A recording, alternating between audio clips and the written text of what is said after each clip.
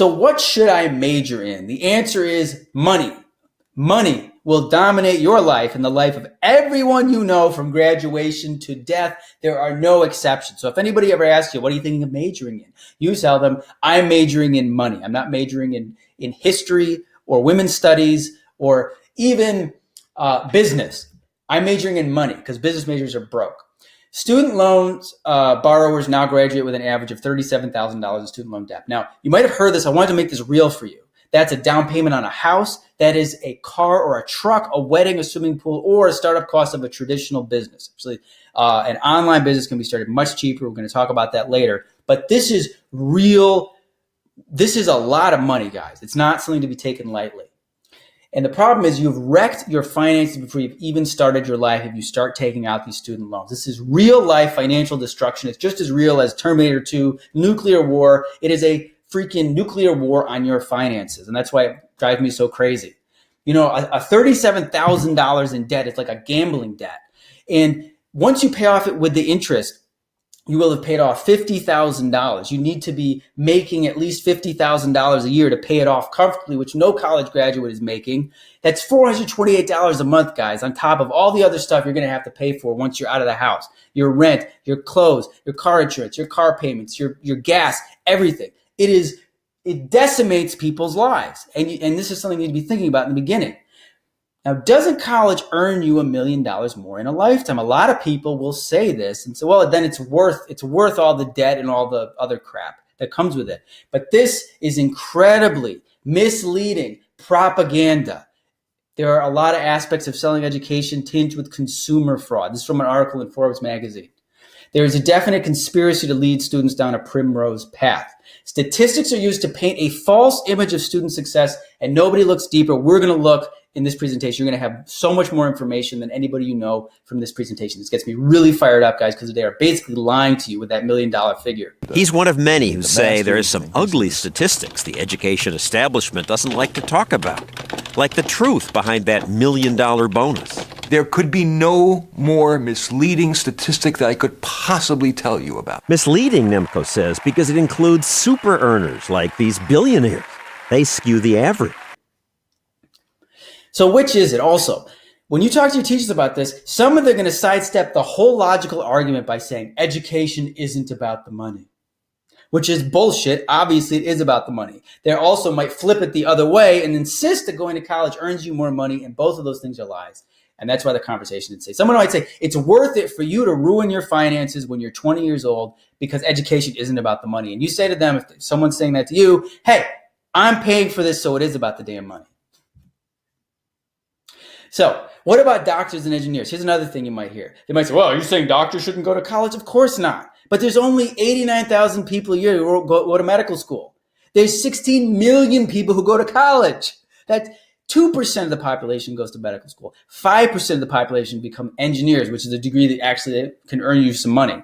So I'm talking about this whole everyone has to go to college or they're screwed and less of a person attitude that's shoved down everyone's throat. And I know if you're watching this, you're probably tired of that bullshit too. So let's get into some of these facts. One more thing. 4 years of fun or 40. You spend 12 years to blow your load on this 4-year summer camp. And is it fun? Sure. But it's like the worst financial decision most people make. Many grads spend their entire lives cleaning up the mess, paying off their loans and struggling. So here's my point, guys. You are smart. You don't need to go $40,000 in debt to make friends and get drunk or even to go to college parties, because I went to tons of college parties in college that weren't at my school. I just go to visit my friends or go to a town that has a college and go to a party. You don't have to go in debt to do that. So I want you to imagine now you're 22 years old. You've just finished college. The first day after college graduation is like the world's biggest hangover. Here's stress before graduation. Good grades, midterms, APs, SATs, got to worry about graduating. After graduation, how do I make money? What do I do with my life? And you haven't addressed this for 16 years, and it hits you like a ton of bricks. What the hell have you been doing and studying all that time?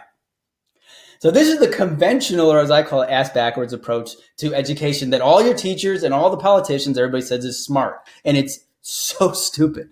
College prep. So all of high school from 15 to 18 is spent with college prep.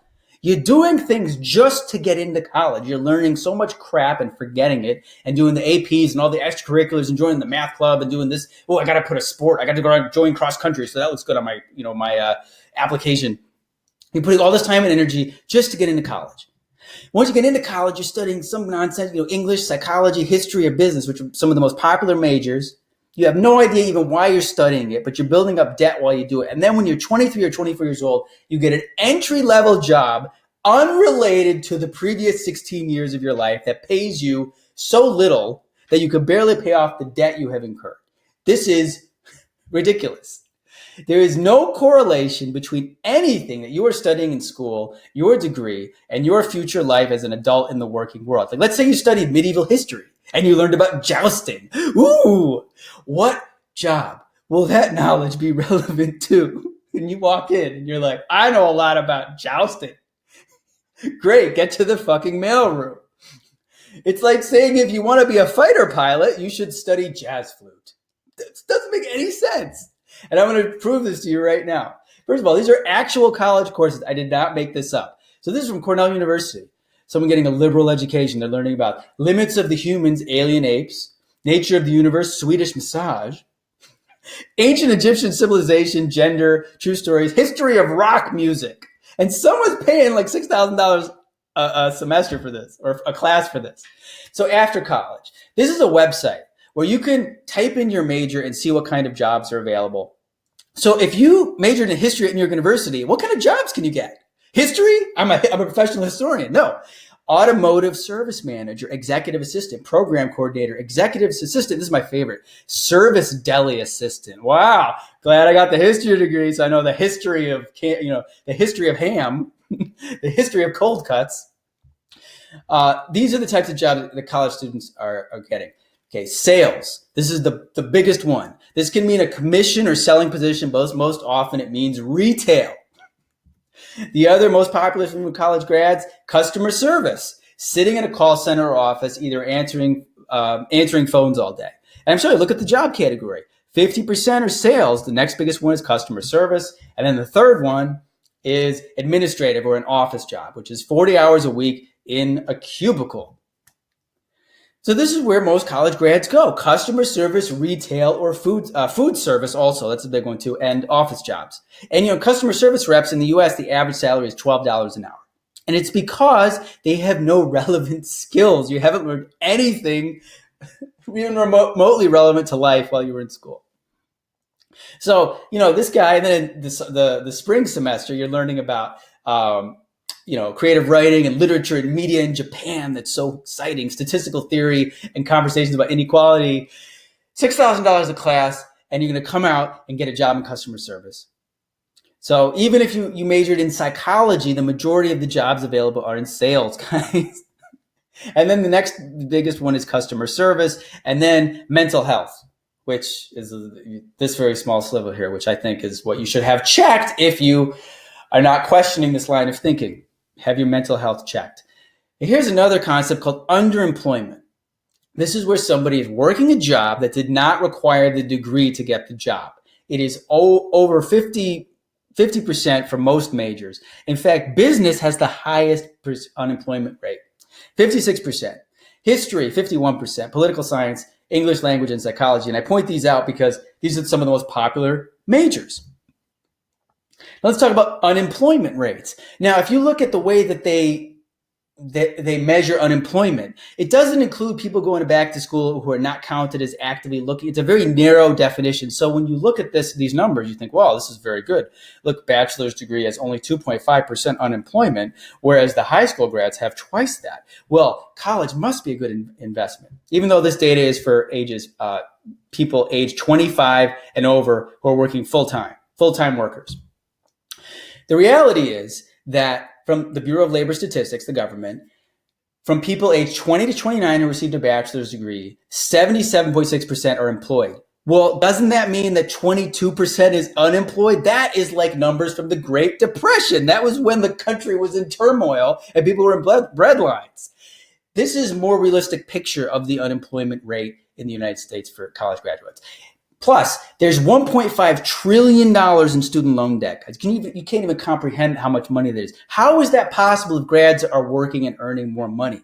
If college graduates were actually earning back the money they'd invested in college, this would not be going up, up, up, up, up, even as tuition is going up. Something is very wrong with these statistics in this equation. And we're going to dig into that more in a minute. But common sense says this is insane. Why would you put in 16 years worth of work to get a degree and get a job you could have gotten without the degree? And why would you decimate your finances to do it? This is very common. Ken Choi was a student of mine. He had 2 degrees. He sent out 100 applications after college, and he got no interviews. Basically, I went to school, got a degree in philosophy. Nothing came of it. Decided to go back to school, went and got a degree in exercise science. And again, not a lot of jobs out there for that degree either. So I was basically looking for about a whole year and not getting any calls back with basically any jobs. And I applied to like over 100. This is a very common story. I would say now, just talk to a college graduate that you know. Just talk to one of them. See what it's like. Are they living the good life? Are they out there making tons of money, paying off their debt? They're probably not. Ken thankfully took my course. He learned some relevant skills, and now he's a digital marketing and SEO specialist. It's such a change of pace from when I graduated, because when I graduated, I was applying like as many marketing, just general marketing jobs, not digital marketing, and just pretty much any job I could. And I would be lucky if I would even get a response. But from that to actually getting requests from recruiters is a great change, right? Everyone wants to be wanted. So it doesn't make you well-rounded to get a degree. It doesn't make you educated. It just makes you broke and maybe even a little bit better at trivia. For instance, if you're watching Jeopardy, look, college set literature, yay! And if college was such a good investment, why is there a new game show where winners get their loans paid off? Is this more dignified than going through life with no degree? I mean, seriously, guys, would you like to be on a game show? Like you're so desperate to pay off these loans. You can't find work. The promise of higher pay was a lie. And so you're going to go on a game show to pay off your student loans. It's pathetic. Now, there is one reason for this insanity, okay? And it's something that's happened over the last few decades. Employers do often add bachelor's degree required for jobs like assistants or working at the deli or being a receptionist. And it's called credential inflation. So putting a degree in a job description that has nothing to do with the job. That's also another reason why, realistically, there's so much underemployment. Actually, that was very close. Now, there is actually a reason for this insanity. Employers do often add bachelor's degree required on jobs like assistants or receptionists or working at the deli or some ridiculous things. And it's called credential inflation. It's been happening more and more over the last few decades. It's putting a degree in a job description that has nothing to do with the job. But if you look at the numbers, now, first of all, here's a survey of hiring managers. 64% said they're going to consider people without a degree regardless. And studies like this just don't get any publicity. The publicity is always about how, you need a degree, which is not true. But look at these actual factual concrete numbers about the percentage of job holders that have a bachelor's degree versus the percentage of postings that say they require a degree. Okay, so this is the big thing to look at. It's called the credential gap. So you can look at all these different fields: management, office jobs, business, computer, sales. And you can see in this column over here, like 68% of the job postings say you have to have a bachelor's degree. You have to have a bachelor's degree. If you don't have a bachelor's degree, we're not even going to talk to you. And in reality, only 42% of the people working in the field have a bachelor's degree. Same thing with office. Only 45% even say you need a bachelor's degree, and only 20% of the people have one. So there's this huge gap. The only field where there's no gap is healthcare with nurses. 33% of the postings say you need a bachelor's degree, and 33% of the job holders have one, because to be a nurse is something that has licensure. None of this other stuff has licensure. So here's what you need to take away from this, okay? First of all, nearly half of job postings anyway don't require a degree. So for office jobs, like I said, and sales, which is where most graduates are going into, only half even say you need a degree, and of those postings, not even all of them require the degree. So you do some searches on LinkedIn. You're going to see some postings say bachelor degree required, some say don't. It's not 100%. You're not going to be living in a van down by the river just because you don't have a stupid degree. And this is how someone like Ash, who's one of my students, he didn't even get a high school degree. He has a GED. He got a $41,000 a year job. And then he leveraged that up to a $50,000 a year job.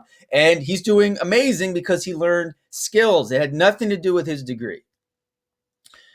So there's another thing out there called temp agencies, and it's like a talent agent. They actually help you get work because they get a percentage of your salary. And they should be teaching this in high school, because the temp agency, I've talked with people who hire there, and they say it's always the same. Half the candidates in, whether it's an office job or an assistant job, half the candidates have a degree and half don't. It's not required.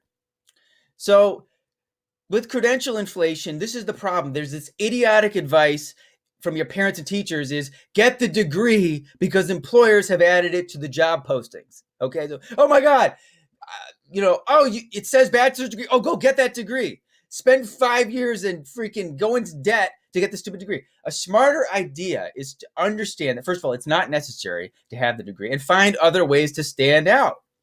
So which way makes more sense to you? I'd say if there's even a 50% chance that you don't need a degree, if there's even a 20% chance that you don't need a degree, why would you kill yourself, go into debt, ruin your finances, waste 4 years of your life if you don't need to?